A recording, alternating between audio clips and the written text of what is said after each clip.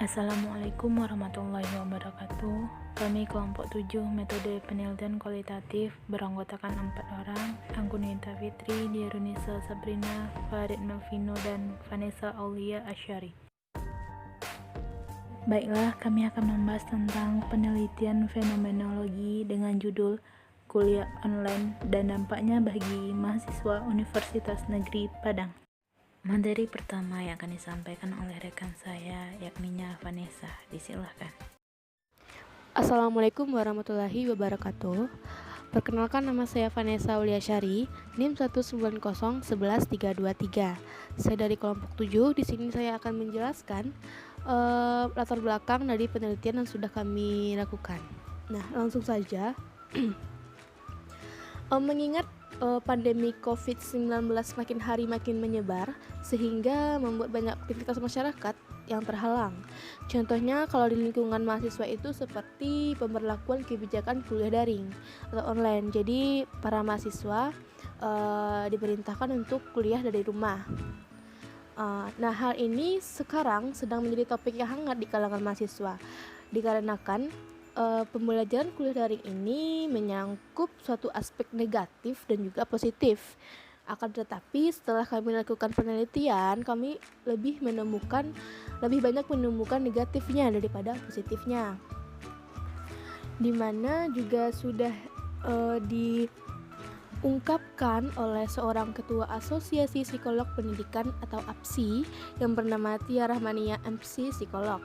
Dia menyatakan bahwa apabila boleh memilih, barangkali baik mahasiswa dan dosen lebih memilih kuliah tatap muka daripada daring, karena faktor kebiasaan serta adanya masalah pada jaringan internet yang terkait dan juga dengan biaya kuota yang dikeluarkan. Selain itu, mahasiswa juga mengeluhkan waktu yang terbatas karena para dosen lebih banyak memberikan tugas atau kuis. Nah, dapat kita lihat bahwa dalam kuliah daring ini para pihak universitas biasanya menyediakan suatu platform seperti e-learning atau media lainnya untuk penunjang kuliah online. Nah, di mana hal itu sangat membutuhkan yang namanya kuota internet yang cepat, sehingga dengan begitu akan ada banyak penghalang yang timbul. Contohnya tuh seperti dalam kuota ini kita harus memerlukan biaya untuk membeli kuota tersebut, dan juga penggunaan untuk mengakses platform ini juga membutuhkan jaringan yang cepat, yang baik. Nah, jika ada seorang mahasiswa yang tinggal di suatu pelosok, nah dia akan kesulitan dengan itu karena tidak ketersediaannya jaringan yang memadai. Nah, oleh karena itu hal itu tentu tidak efektif untuk mahasiswa. Dan juga dikarenakan pembelajaran daring ini, para dosen jadinya lebih banyak memberikan tugas atau kuis. Jadi hal itu akan membuat para mahasiswa akan lebih bertanya-tanya dan kurang mengerti dengan materi yang diberikan.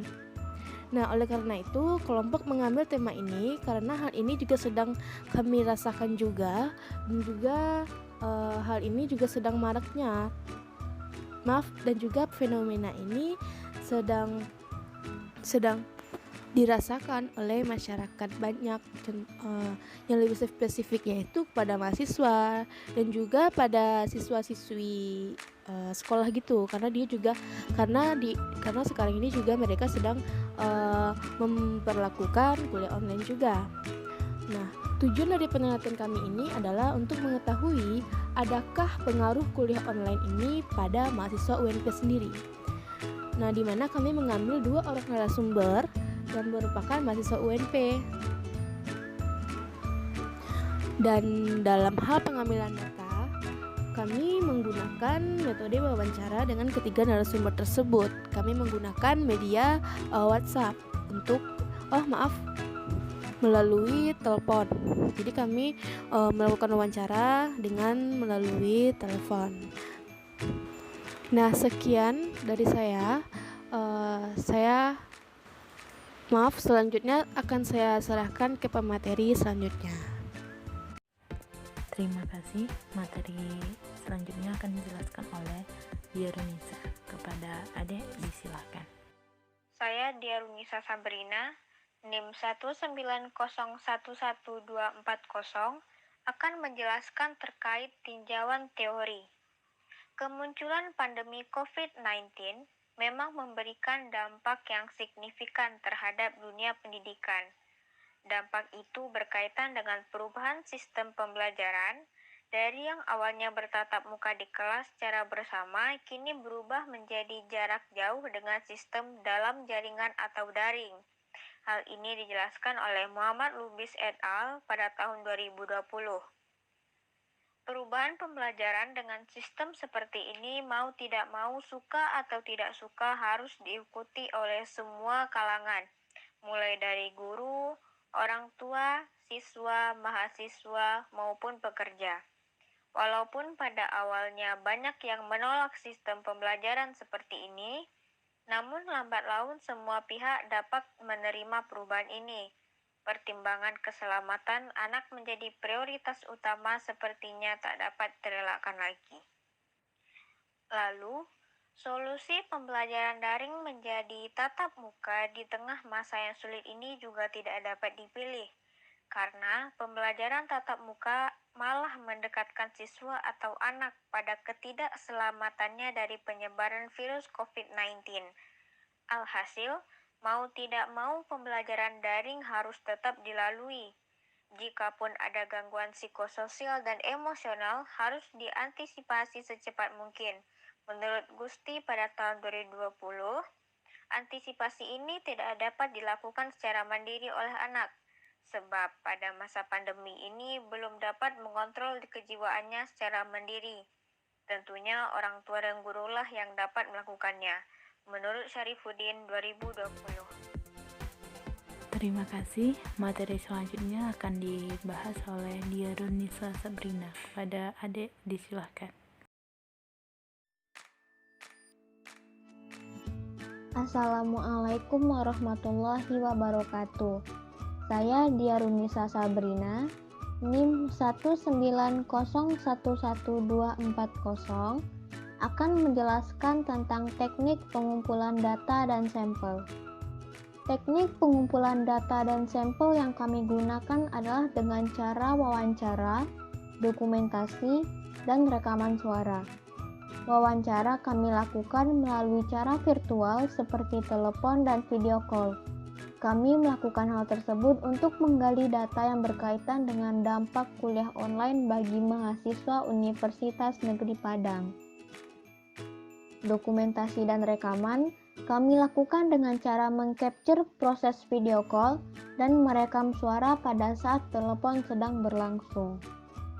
Tujuan kami menggunakan teknik wawancara adalah agar kami dapat informasi yang aktual dan nyata dari responden, karena dengan melakukan wawancara ini akan memungkinkan peneliti untuk mengajukan pertanyaan yang lebih spesifik dan bisa mengatur suasana agar tercipta suasana yang nyaman dan membuat responden merasa yakin dan tidak grogi atau canggung saat wawancara dilakukan. Juga, teknik wawancara ini dilaksanakan agar responden dapat menyampaikan jawaban dengan mudah dan mereka bisa menyampaikan aspirasi yang akan mereka sampaikan tapi tidak bisa. Sekian dari saya. Assalamualaikum warahmatullahi wabarakatuh. Terima kasih. Materi selanjutnya akan dilanjutkan oleh rekan saya, Farid Malvino. Kepada Farid disilahkan. Baiklah, Assalamualaikum warahmatullahi wabarakatuh.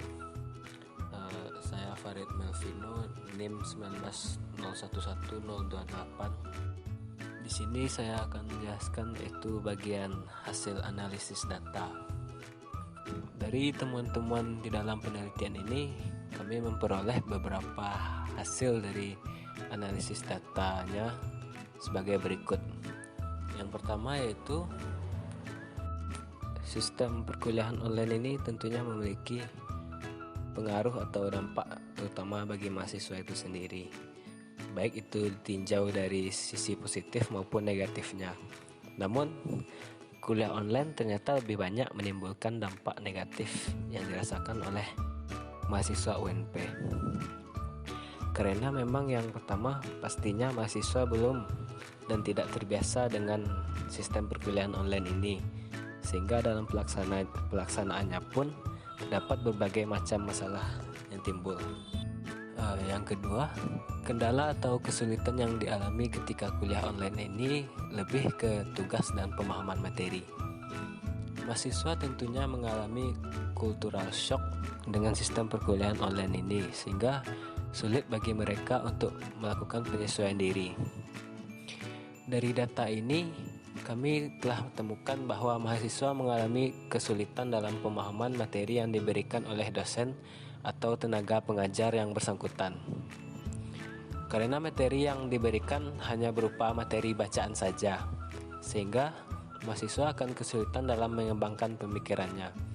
Dan hal lain juga mempengaruhi seperti gaya belajar, karena gaya belajar setiap orang itu pasti berbeda-beda. Ada yang mengandalkan audio atau pendengaran, kemudian ada yang mengandalkan visual atau penglihatan, dan ada yang mengandalkan kinetik atau gerak. Dari kesulitan dalam pemahaman materi ini nantinya akan menyulitkan mahasiswa itu juga ketika akan mengerjakan tugas kuliahnya. Belum lagi waktu pengumpulan tugas yang bisa dikatakan sangat singkat. Yang ketiga, kuliah online juga mempengaruhi fisik dan mental mahasiswa. Dari data yang kami peroleh, kuliah online ini juga sampai berdampak kepada kesehatan fisik dan mental mahasiswa. Mahasiswa kerap mengeluhkan tentang masalah kesehatan fisik yang dialaminya. Bahkan ada yang sudah sampai drop karena begadang mengerjakan tugas yang banyak dan menumpuk.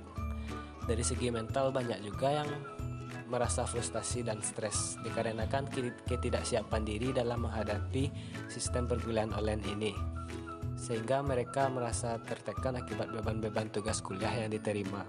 Bahkan ada juga yang sudah sampai berhenti kuliah. Yang terakhir, yang keempat, efektivitas kuliah online dengan kuliah tatap muka.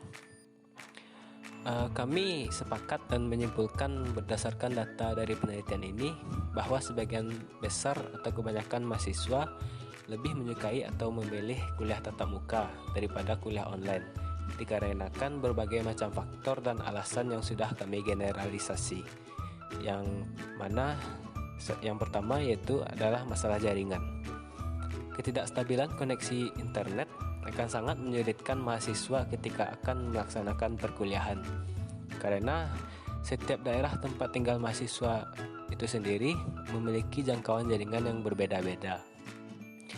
Kemudian kesiapan kampus itu sendiri dalam melaksanakan kuliah online. Tidak jarang situs resmi kampus yang diakses untuk perkuliahan mengalami error atau down, mengakibatkan berbagai masalah seperti terlambatnya materi yang diterima mahasiswa dan lain halnya.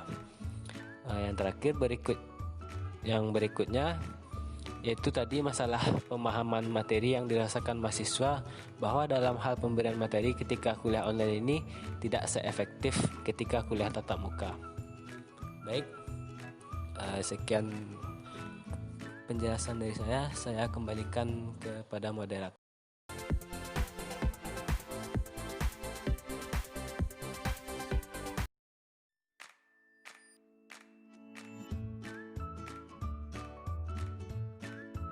Baiklah, saya Anggunita Fitri dengan NIM 19011008 akan menjelaskan materi terakhir mengenai kesimpulan dan saran. Dari penelitian yang telah kami lakukan, dapat kami ambil kesimpulan bahwasannya mahasiswa Universitas Negeri Padang merasakan dampak positif dan negatif terhadap kuliah online. Dampak positif yang mahasiswa rasakan itu sendiri adalah mahasiswa dapat merasakan kuliah sekaligus mengerjakan pekerjaan yang lainnya. Dan dampak positif yang paling utama dirasakan mahasiswa adalah mahasiswa bisa berkumpul dengan keluarganya. Sedangkan dampak negatif yang mahasiswa rasakan adalah mahasiswa terkendala dalam memahami materi perkuliahan, apalagi materi perkuliahan ini ada dilakukan secara praktek yang mengharuskan kita untuk datang ke kampus. Sedangkan saran yang kami dapatkan dari penelitian ini adalah diharapkan peneliti selanjutnya melakukan penelitian dengan cermat dan menggunakan alat yang cukup agar tidak terjadi kesalahan saat melakukan penelitian.